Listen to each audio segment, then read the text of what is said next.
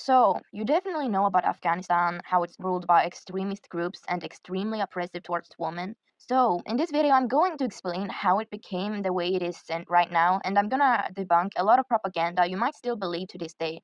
So, first of all, the United States is the reason that Afghan women, as an example, are so oppressed today. The United States is also the reason that the current government in Afghanistan is a terrorist organization. So, if you want to educate yourself more on what is going on in Afghanistan today, I'm going to give you brief historical context of the events leading up to the current situation. Now, Afghanistan has an incredibly rich history, so many different events that just for the sake of the video, I'm going to be really focused on the US, especially on the role in Afghanistan. So I'm going to start with the history of the Soviet invasion of Afghanistan. Now, the Soviet rule in Afghanistan was between 1979 to 1989. This is when the USSR took power, and this was also the time of the Cold War. So the United States' number one enemy was Russia. The number one enemy was spread of communism through the USSR. The United States wanted to destroy the USSR, right? So how do they do this? The CIA runs one of the largest covert operations in CIA history called Operation Cyclone. So the United States starts to fund Afghan fighters called the Mujahideen. They start off funding $20 to $30 million a year in the beginning of the 80s, and by 1987 they were funding them $630 million a year. And these Afghan fighters would obviously use the arms that they got from the US to then fight against the current USSR government.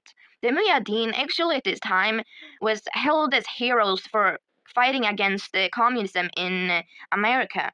And actually, Saudi Arabia did the same thing. They roughly matched the US funding dollar for dollar in the funding Afghan fighters to fight against the Soviet communism. Pakistan was the middleman of all of this.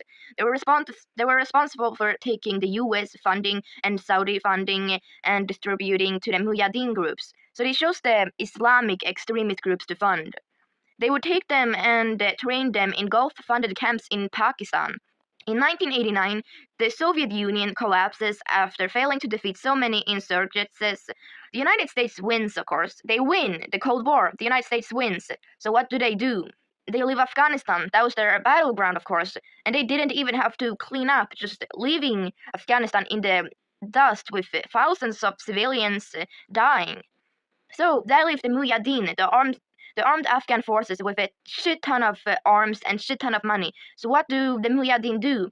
They don't have common enemy to fight against, so they started fighting against each other. They formed different tribes, the Pashtuns, Tajiks, Uzbeks, different tribes forming different fractions, and they start fighting against each other. Afghanistan has now erupted into a full-blown civil war. And this civil war did more damage to the infrastructure in Afghanistan than the Soviet Union did. This is where the Taliban forms. The Taliban was one of these groups. It was the Pashtun majority group that was funded by Pakistan and IC. They take over and eventually win the civil war in 1996 and take full control over the country. Now, just to clarify, the Taliban came out of the US-funded Mujahideen. The United States did in fact create the current Taliban problem that we have today. So from 1996 to 2001, you have the first Taliban regime, which was also incredibly oppressive towards women. You had mandatory burqas, women were not allowed to go to school, be allowed to read, etc. Music was banned too, etc., etc. Even Afghan minorities, like religious minorities, were literally executed and persecuted against. They had to wear yellow bands around their arms to symbolize that they were not Muslims to the government. Similarly, how the Jews in Nazi Germany and also had to pay jizya, which is a non-Muslim tax. It was an incredibly oppressive environment. Then 9/11 happened. That is pretty well known. So the United States took over Afghanistan fully. A lot of people believe that the United States finally brought democracy to Afghanistan, but that is not true.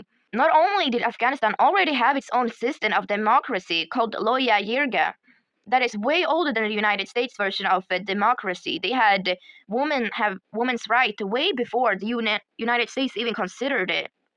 But the United States faked a lot of elections in Afghanistan. In 2009, the president the United States had picked for Afghanistan was up for re-election. They manufactured fake voting spots, ghost polling spots. When they would go, they would be written on paper. There's a polling spot there. They would go and realize, oh my god, there's no place to vote here. They manufactured tens of thousands of fake ballots, and they did this all for Hamid Karzai's brother, who was on the CIA's payroll. They did this in 2014 election when there was Arrash Ghani versus Abdullah Abdallah. They manufactured fake voting locations. There were fake ballots, and they were finally couldn't come to conclusion. Instead of letting the Afghan people do runoff elections themselves, the Secretary of the State at the time, John Kerry, came and decided who was going to be the president. And actually, the UN purports that Abdullah would have won the election, but John Kerry chose Ashraf Ghani to be the president of Afghanistan of the time. Also, the United States has claimed to be against the opium drug trade in Afghanistan, which turned out to be not true at all because they were actually the one funding it. CIA was caught funding Hamid Karzai's brother, and he was involved in the opium drug trade. So they were funding the same crisis they claim to be against. Another thing, the US would create fake illusion of economy, a shadow economy. They would fund private contractors, they would fund the militias, different warlords, instead of funding the actual Afghan army, which is one of the reasons that first off, the Afghanistan had a civil war before. So what did this create? The tribalism, because now there's different warlords who are getting us cash and arms without the oversight of the Afghan government, which was the reason that it was able to so easily collapse when the United States left.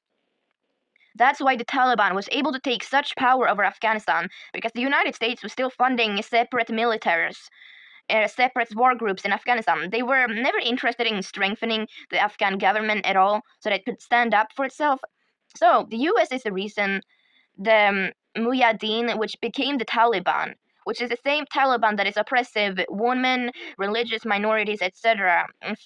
So yes, this is a feminist issue, but more importantly, this is an imperialist issue. This is about how the United States is like a shadow in Afghanistan that claim to trying to help it, but in reality, the United States is the main reason that Afghanistan is so corrupt today.